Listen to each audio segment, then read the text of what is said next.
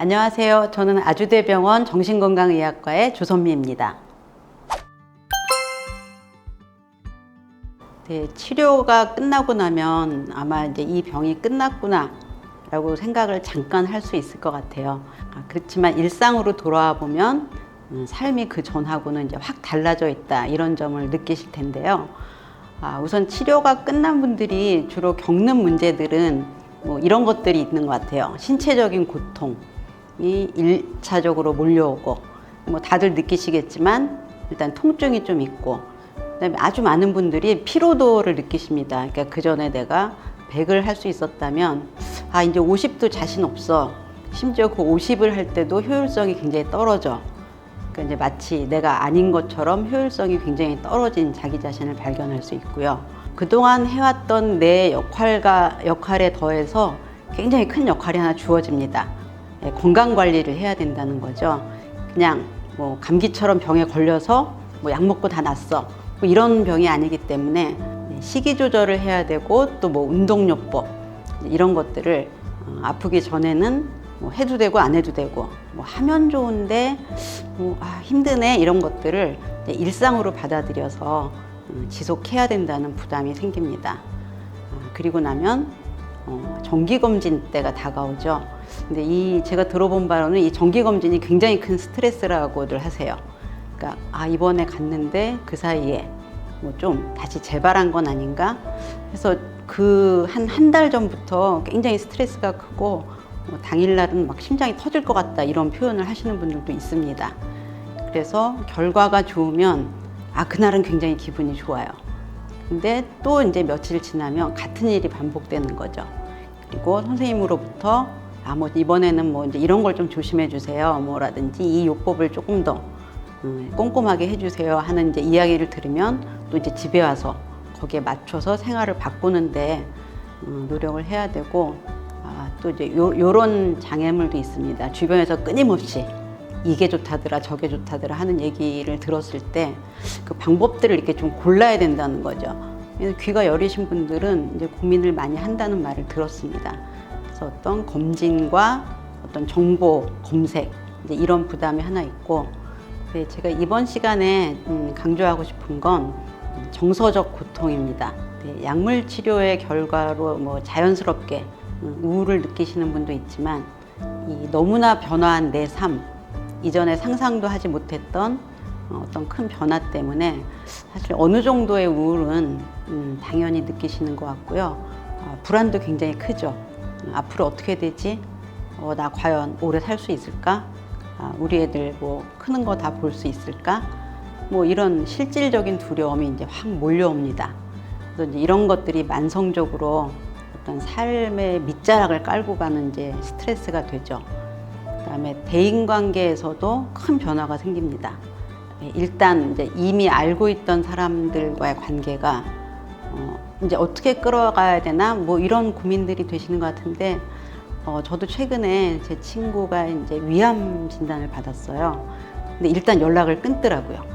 연락을 끊고 통화는 안 되고, 이제 카톡이나 문자를 보내면 지금은 내가 뭐 치료에 몰입하고 있으니까 당분간 연락 안 했으면 좋겠어. 내가 괜찮아지면 연락할게. 이제 이런 식으로. 그러니까 저는 그렇구나라고 생각하지만, 그 친구 입장에서는 제가 연락했을 때 얼마나 마음이 복잡했을까 하는 뭐 걱정, 염려, 또 연락하면 이제 부담되겠지, 이제 이런 생각들을 했는데, 다행히 친구가 최근에 많이 좋아졌다는 얘기를 들었어요. 하긴 근데 그럼에도 불구하고 그 친구하고 예전처럼 지낼 수 있을까라는 마음이 들었는데요. 아마 아프신 당사자분들은 이런 문제를 훨씬 더 심각하게 느낄 것 같아요. 이런 식의 커다란 변화가 생기다 보니까 이제 삶에 대해서 다른 시각을 갖게 되는데요. 다른 시각이라는 건 이제 스트레스죠, 전부 다. 이거 생각 못 해봤는데, 이런 것도 나의 삶에 지장이 되네. 뭐 이제 이런 세상이 이제 한번 뒤집어졌다 그러나, 뭐 아니면 내가 딴 사람이 된 것 같다 그러나, 아니면은 이게 남의 일인 줄 알았는데 내 일이 됐다 하는 정말 지각 변동의 경험을 하게 되는데요. 일단은 자기 삶을 돌아보게 되는 것 같아요. 내가 지금까지 아무 생각 없이 살았구나. 아무 생각 없지는 않았는데 내가 아플 수도 있다는 생각은 뭐 꿈에도 안 해봤어. 이런 거겠죠. 누구에게나 큰 스트레스가 되는 사건이 생기면 일단 이렇게 앞뒤를 돌아보는 것 같아요. 그래서 먼저 뒤를 돌아보죠. 그다음에 이제 후회를 막 합니다. 아, 그때 내가 좀 술을 덜 마셔야 됐어. 아, 여자분들은 뭐, 아, 너무 참고 살았어. 왜 이렇게 살았지? 아, 그리고 건강 관리를 좀 더 할 걸. 하는 이 삶 전반에 대한 어떤 태도를 돌아보는 그런 이제 경험이 생기게 되고요. 치료 과정에서 이제 느끼는 마음들이 있습니다. 제가 제일 많이 듣는 얘기는 외모 변화인 것 같아요. 저도 이제 그분들 이렇게 집단 상담하고 그럴 때 보면 좀 실수를 합니다. 이렇게 모자를 쓰고 계셔서 아, 모자 여기서 벗으셔도 돼요. 근데 아, 이거 가발이에요. 이렇게 말씀을 하시더라고요. 근데 제가 생각할 때는 아, 이거 가발이에요. 이렇게 얘기하셔도 되는데 꼭 뭘 이렇게 창피한 일을 말하는 것처럼 아, 이거 가발이에요. 이런 걸 보면 이제 이분들이 굉장히 이제 이걸로 스트레스를 많이 받는구나. 뭐 이제 이런 느낌이 들고. 그래서 사실 가급적 제가 이렇게 외모에 대한 피드백을 안 하려고 하는데 그냥 이렇게 더워서 모자를 벗으셔도 되는데 라는 정도의 배려도 이제 이분들한테는 아, 그냥 지나가지 않는 어떤 다른 사람의 무심한 말이 되더라고요. 그래서 이 치료 과정에서 겪는 여러 가지 뭐 신체적 변화 이런 것들을 이제 직접 겪어 나가야 되겠죠. 이제 아마 가장 큰 영역이 가족하고 지인, 이를테면 이제 사회적 관계 문제인 것 같아요. 그전에는 그냥 잘하던 못하던 이제 가족을 돌보고 그다음에 지인들과의 관계를 유지해 왔는데 일단 가정을 돌본다는 거는 그냥 노동입니다. 노동 90, 가족을 돌본다는 건 여자한테 있어서는 그냥 노동이죠. 근데 이제 이 노동을 다 할 수 없어요. 다 할 수 없다고 합니다. 근데 그게 이제 인정이 안 돼요. 인정이 안 되니까 다 해보는 거죠. 뭐 예전처럼 일찍 일어나서 뭐 애들 깨우고 학교 보내고 뭐 남편은 원래 돌봤는지 안 돌봤는지는 모르겠는데 어쨌든 그럼 애가 오면은 뭐 간식을 먹여서 학원을 보내고 숙제를 봐주고 준비물을 챙기고 내 숨막히는 일상이죠. 근데 그걸 똑같이 하다 보니까 지치고 그다음에 짜증이 나요. 그다음에 이런 생각이 들겠죠. 아, 내가 아픈데 이걸 다 해야 되나? 그래서 뭘 좀 안 합니다. 안 하면 이래도 되나? 이런 생각이 들어요.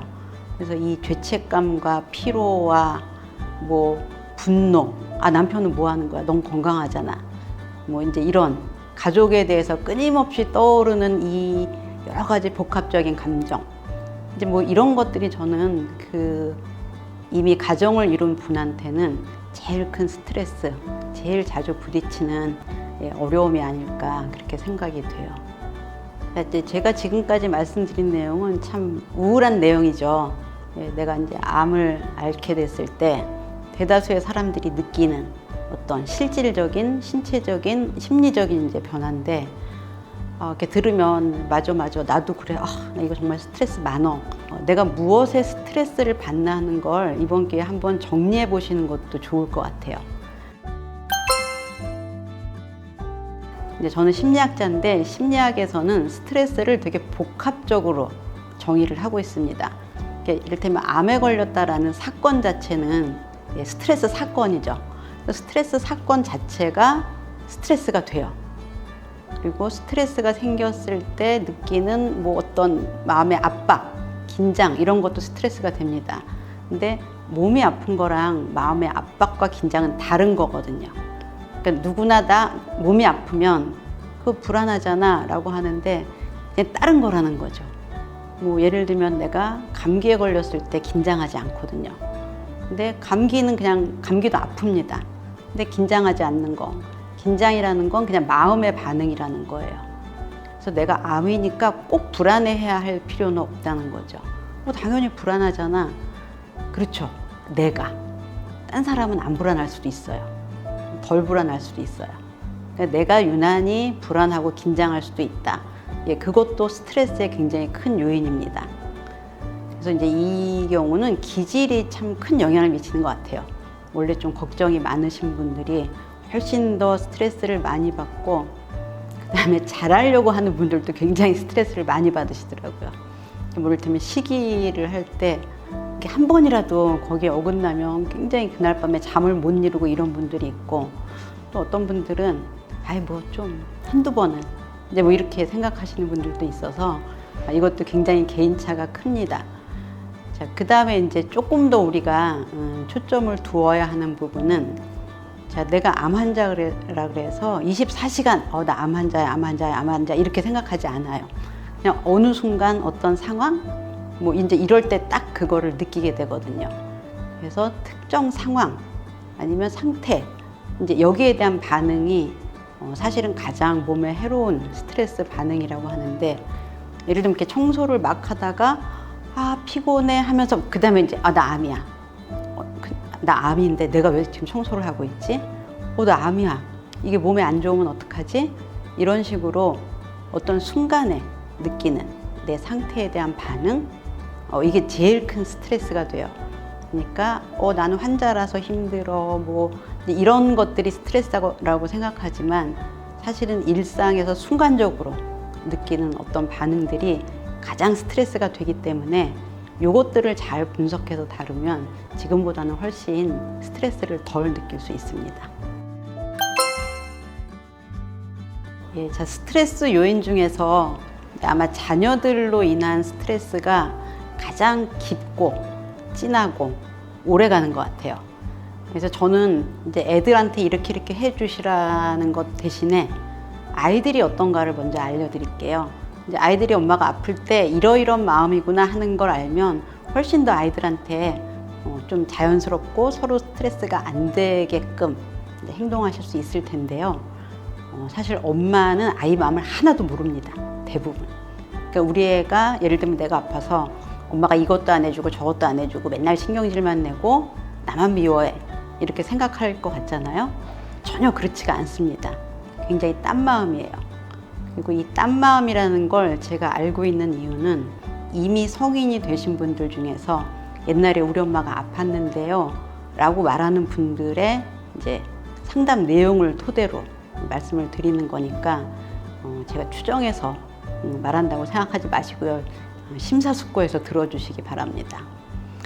자, 아이들은 그냥 엄마가 아파, 엄마가 암에 걸렸어 이렇게 느끼지 않아요. 그냥 뭔가 달라졌어. 옛날하고 다른데 그 다음에 뭐가 다르지? 엄마가 안 웃어. 엄마가 안 웃고 항상 집이 좀 어두워. 집이 어두워. 이런 느낌을 받습니다. 그 다음에 뭐 내가 학교 갔다 왔다고 뭐 인사하는데, 옛날에는 엄마가 웃었는데 지금은 뭐 했니? 뭐 했니? 너 뭐 해야 되니? 근데 이제 이 전체를 하나의 그냥 암울한 분위기로 느낀다는 거죠. 근데 아이들이 이때 뭔가 집안, 특히 부모님의 분위기가 안 좋아졌을 때 제일 먼저 하는 생각은 여러분들 상상 못 해보셨겠지만, 내가 뭘 잘못했나? 이런 생각을 합니다. 내가 뭘 잘못했나? 내가 엄마 말을 안 들었나? 내가 공부를 못했나? 근데 이거는 사실 부부관계에서도 약간은 짐작할 수 있는데, 뭐 이제 남편이 퇴근해서 들어왔는데 표정이 안 좋아. 밥을 먹는데 표정이 안 좋아. 그럼 이제 어떻게 생각해요? 좀 음식이 맛이 없나? 뭐 오늘 밖에서 기분 나쁜 일이 있었나? 아니면 내가 뭘 기분 나쁘게 했나? 이런 생각들을 하는 것처럼, 근데 아이들은 훨씬 어리기 때문에 그냥 자기 탓을 많이 합니다. 아직 상대방 입장을 볼 수 있는 나이가 아니거든요. 정말 많은 아이들이 내가 말을 안 들어서 엄마가 아프다고 생각합니다. 예, 요건 진짜 잘 기억하셔야 돼요. 그래서 그럼 어떻게 해야 되지? 그럼 네가 공부를 잘하면 되잖아요. 근데 공부를 잘하는 건 아이의 의지가 아니에요. 그래서 엄마가 얘한테 공부에 도움을 주기 위해서 열심히 가르칠수록 애는 내가 공부를 못해서 엄마가 기분이 안 좋다는 생각을 정말 많이 합니다. 근데 이제 이렇게 어렸던 아이가 조금씩 더 커가면 이제 밖에서 시간을 보낼 수 있는 여지가 많아지면, 이제 그 끝에는 집에 가기 싫어. 집에 가기 싫어. 친구들 만나면 조금 더 오래 있다 가고, 그 중에서 제일 늦게 가는 애랑 가고, 제일 늦게 가는 애가 간 다음에도 편의점이나 놀이터를 전전하는 그런 마음이 듭니다. 다시 한번 말씀드리지만, 집안 분위기가 막연하게 안 좋아졌어? 내가 뭘 잘못했나? 예, 아이들은 이런 마음이 제일 큽니다. 네, 이번에는 남편의 입장을 좀 말씀드리겠습니다.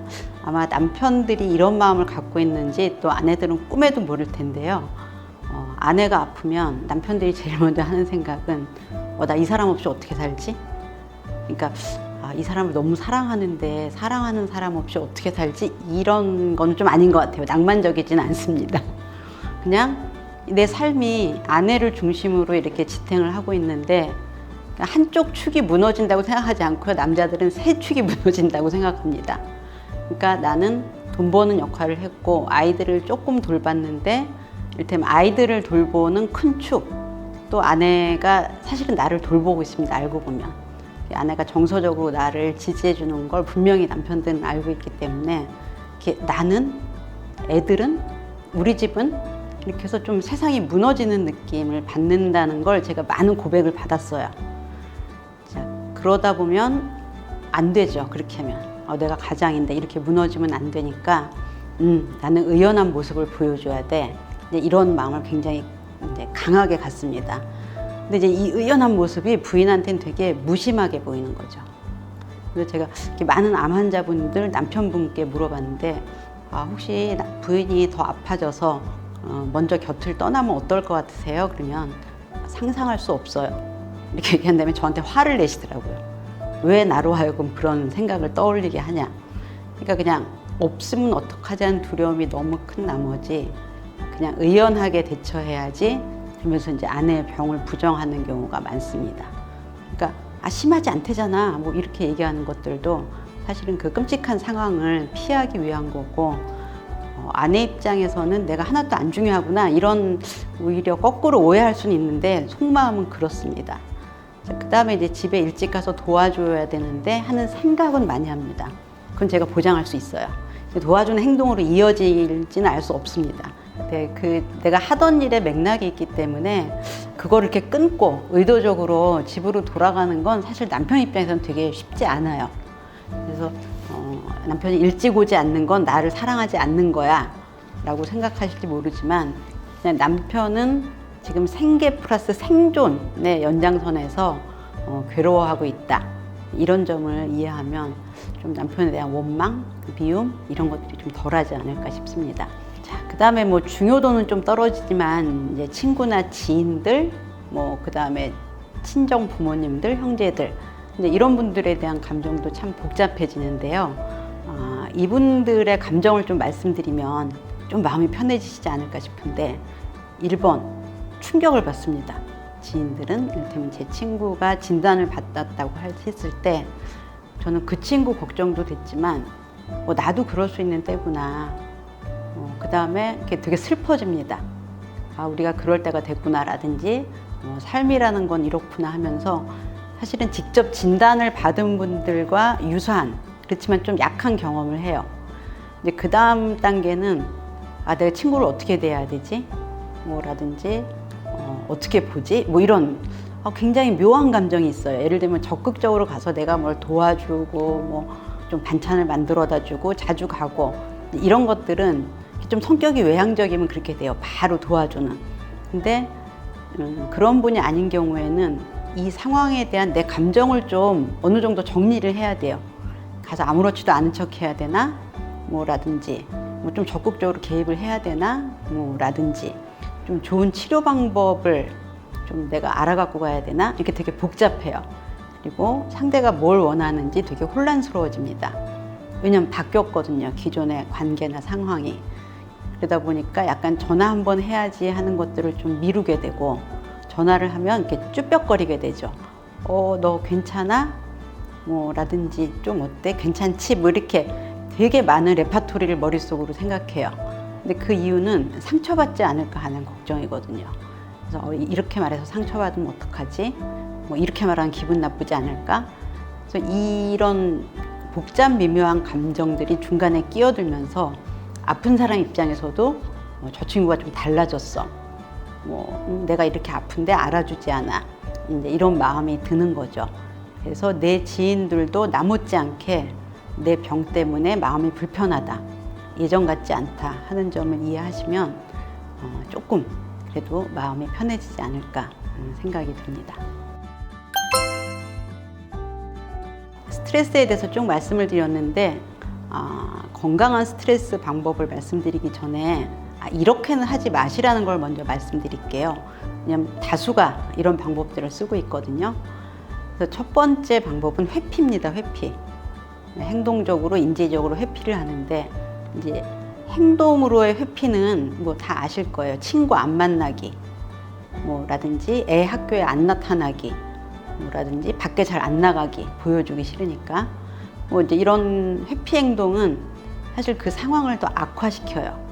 왜냐하면 이제 실제로 해봐야지 뭐 별거 아니구나 라든지 이거 확실하게 안 가야겠다 라고 마음을 정하면 덜 스트레스가 되는데 계속 안 가면서 이거 안 가도 되나 가야 되나 이제 이렇게 하고 하는 그 스트레스의 마음이 약해지지 않습니다. 그다음에 이제 인지적 회피는 생각하는 거를 피하는 거예요. 나 재발하나? 그러면 우리 애들 어떻게 되지? 근데 그 생각을 회피한다는 건 그렇게 됐을 때 하고 한번 가보시면 오히려 낫습니다. 나 재발하나? 그러면은 재발하면 그때 또 치료받지, 이런 분들이 훨씬 안정적이더라고요. 근데 재발하나에서 끝나면 재발하나 하는 게 하루 종일 머릿속에 맴돌아요. 자기 전에도 맴돕니다. 그러니까 잠이 안 와요. 꿈에서도 나타납니다. 아침에 기분이 안 좋아요. 그러니까 재발하면 그때는 할 수 없지, 딴 방법이 없잖아요. 근데 이제 거기까지 생각이 가는 게 훨씬 낫다는 겁니다. 근데 재발하면 할 수 없지라고 생각한다 그래서 재발률이 높아지는 게 아니거든요. 근데 한번 끝까지 생각하면 거기에 대한 생각 자체는 줄어든다는 거, 제가 분명히 말씀드릴 수 있고요. 자, 그 다음에 알아줬으면 하는 참는 방식이 있어요. 아프다고 말은 못하겠어. 못한다고 말은 못하겠는데 이게 참고 이제 속으로 삭히면서 원망하는 거죠. 우리나라 여자분들은 이런 성향이 굉장히 강한 것 같아요. 그러니까 다 해요. 남편이 왔을 때 밥도 해주고 뭐도 해주고 다 한 다음에 속으로 열불이 나는 거죠. 근데 속으로 열불이 나서 표현하면 공치사라 그러죠. 공치사하는 것 같아서 내가 치사한 것 같으니까 또 참습니다.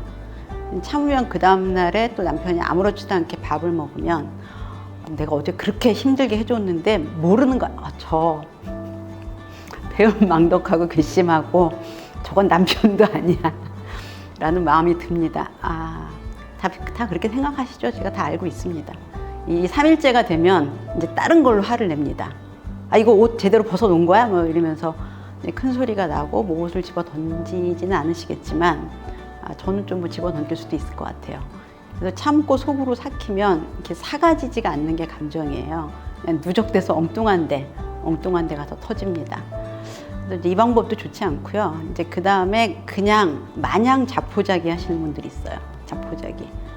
그렇지, 내가 되는 게 있어, 내 팔자가 그렇지, 우리 엄마가 옛날에 전 봤는데 내가 그렇게 산대 라든지 하면서 자기 자신을 자포자기의 나락으로 떨어뜨리고 절망감에서 헤어날 생각을 안 하시는 분들, 근데 이런 분들은 정말 주변에서 다가가기가 힘들어요. 이게 이런 시기가 좋대, 그러면 그거 나 다 해봤어, 효과 없어, 이렇게 하면은 진짜 다가가기 힘들거든요. 그래서 마음이 그렇다는 거는 내가 이 방법을 쓰고 있다는 겁니다. 당연히 내가 마음이 그렇겠지가 아니라 내가 이 방법을 쓰기로 이 마음으로 정했구나, 이렇게 생각하시면 좀 바꿀 수 있어요. 당연하지라는 마음을 좀 내려놓으실 필요가 있다 라는 점을 미리 말씀드리고요. 이제는 생산적인 방식에 대해서 말씀을 드리겠습니다. 스트레스 대처 방식은 크게 문제 해결 중심. 문제가 있으면 문제를 해결하고, 그다음에 꼭 모든 문제가 다 해결되는 건 아니잖아요. 그럼 이제 그때는 감정이 남습니다. 해결되지 않은 문제에 대한 괴로운 감정. 그래서 정서 중심 대처, 이렇게 크게 두 개를 심리학자들은 보고 있습니다. 심리학자들이 이렇게 보는 게 아니고요. 오랜 연구를 통해서 이런 방식이 제일 효과적이다라는 거고요. 먼저 문제 해결 중심적인 대처를 말씀드리면, 그냥 문제가 있으면 해결하는 겁니다. 문제가 있으면 예를 들면 아이들 숙제하고 이런 걸 잘 못 봐줘. 그러면은 내가 애를 못 봐줘 이런 게 아니라 그냥 공부방에 보내는 겁니다. 공부방을 알아본다. 좋은 선생님을 알아본다. 너 거기 오늘부터 다녀. 그럼 선생님한테 부탁을 하는 거죠. 얘 공부 좀 봐주세요. 선행은 할 필요 없고 숙제만 도와주세요. 이렇게 얘기를 하면 된다는 거죠. 그다음에 학부모회에 갈 수 없다. 그럼 학부모회에 못 가면 학부모회에 참석하는 분들 중에 친절한 엄마를 알면 됩니다. 그러니까 뭐 아마 그 전에 좀 네트워크에 보통은 있잖아요. 그러니까 이제 전화해서 같은 반 엄마를 찾은 다음에 제가 이러저러해서 학부모회에 못 갈 것 같은데 좀 알려주세요. 뭐 이렇게 하면 별 문제 없습니다. 근데 막 가야 되는데 이러면 이제 문제가 훨씬 커진다는 거죠. 자, 그 다음에 또 하나는 갈등이 생기면 해결하라는 겁니다. 뭐 예를 들면 뭐 추석인데 뭐 설날인데 시댁에 가야 될 것 같아. 근데 나는 항암 치료를 받았어. 근데 왜 아까 말씀드렸죠? 참고 속으로 삭히기. 그럼 이제 그전에는 아픈데도 갔어. 꾸역꾸역. 아픈 티 안 내고. 근데 시어머니가 계속 이렇게 나를 좀 저게 열심히 안 한다 이런 마음을 갖고 있는 것 같은데 이번 추석에는 너무 아파서 못 가겠어. 근데 이렇게 될 때 많은 분들이 시어머니가 내 마음을 안 알아준다. 시어머니는 자기 아들만 안다. 뭐라든지 시어머니가 시어머니지. 뭐 이런 마음을 가지면서 마음으로부터 이제 갈등의 고리를 시작합니다. 그럼 이제 내 목소리가 뜨아해지고 어머니 이번 추석에는 못 갈 것 같아요. 라든지 어머니 추석에 꼭 가야 돼요. 이러면은 사실 상대방도 알거든요. 뭔지 모르지만. 이제 이러면서 갈등이 깊어지는 경우가 있는데 갈등은 해결을 하셔야 돼요. 왜냐면은 시어머니가 나한테 뭐라고 그래서 기분 나쁜 말을 한마디 했어. 그럼 그건 굉장히 오래 갑니다. 계속 그 말이 머릿속에 맴돌아요. 네가 이 집에 들어와서 한 게 뭐 있냐고 하시는 분이 아직도 있는지는 모르겠어요. 근데 어쨌든 네 역할을 제대로 안 한다, 도리를 안 한다 이렇게 되면 한 10년짜리입니다. 10년짜리. 아프다고 하세요. 아픈데 주치의 선생님이 집안일은 거의 90% 하지 말라 그랬어. 하지 말라고 하셨어요. 이렇게 말씀하셔야죠. 그래서 어머니 제가 가서 하면 좋은데 이번에는 너무 아파서 못할 것 같아요. 라고 했는데 시어머니가 그걸 이해 못하면 이해를 못하시는 분이구나 하고 안 가시면 돼요.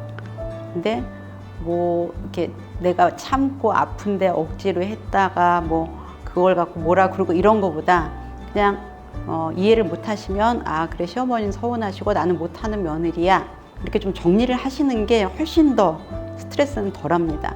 여러 가지 방법으로 헷갈리시는 분들이 많은 것 같아요. 이거는 먹는 게 좋다, 안 먹는 게 좋다 이렇게 할 때 저는 이제 웬만하면 학문적 근거를 따집니다. 그러니까 어떤 방식들이 효과적이면 그거는 분명히 교과서에 나오거든요. 그래서 이제 저희는 교과서에 나왔느냐 안 나왔느냐를 굉장히 중요하게 생각하는데 교과서에 나왔다는 건 이미 이게 거의 사실로 받아들여진 거기 때문에 요즘 인터넷 많잖아요.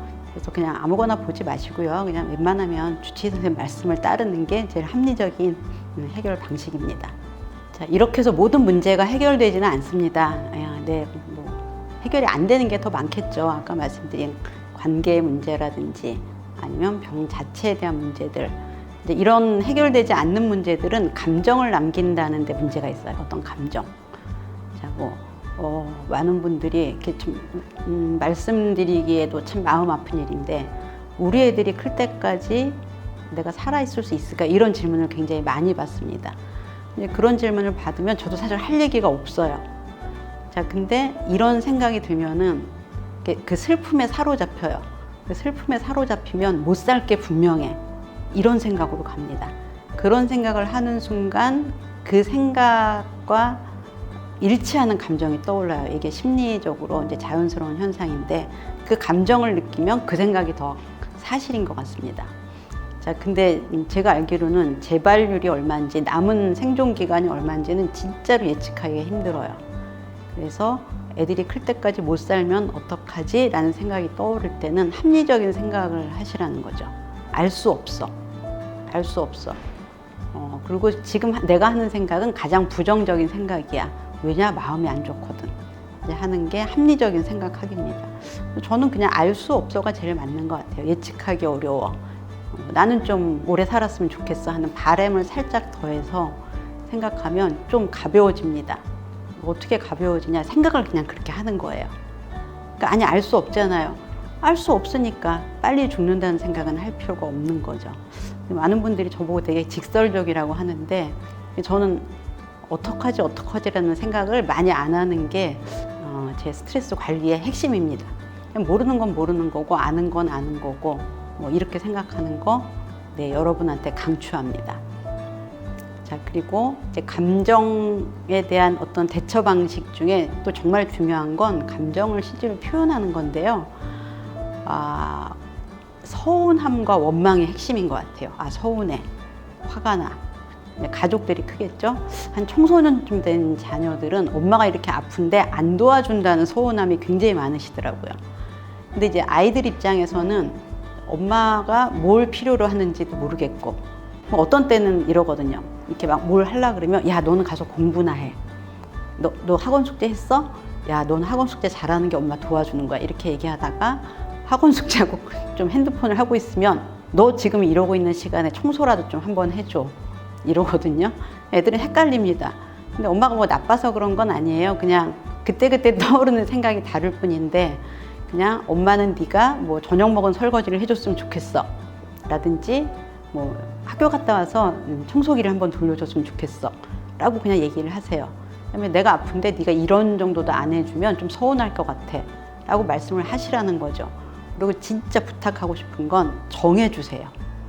남편이 예를 들면 그냥 와 맨날 맨 얼굴로 그러면은 내가 이 정도 아프면 간간히 좀 케이크라도 사와야 되는 거 아니야?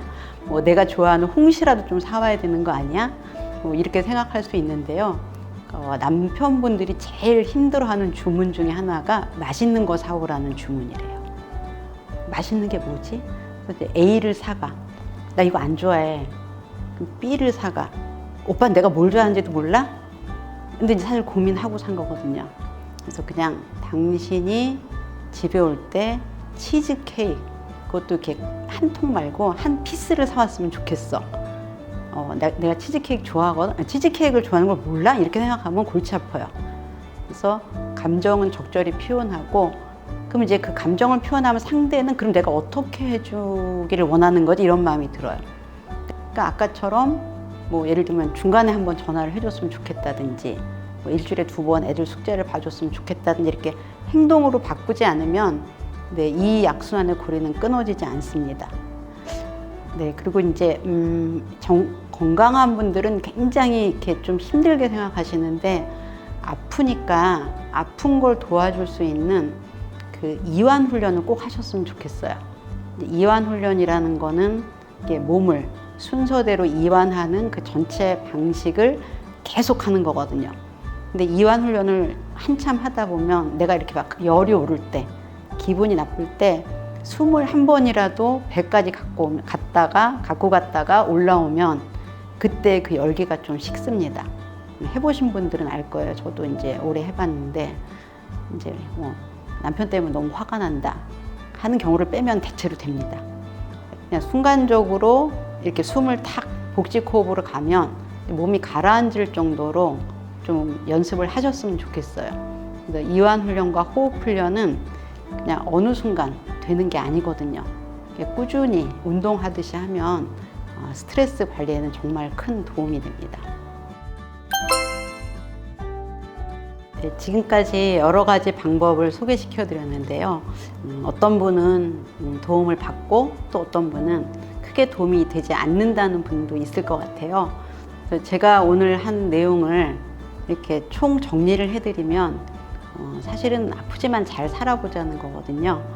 그래서 암뿐만 아니라 사람들은 살아가다 보면은 예측하지 못한 일들을 누구나 겪습니다. 그리고 그런 일을 겪다 보면 다들 절망하고 고통스러워 하거든요.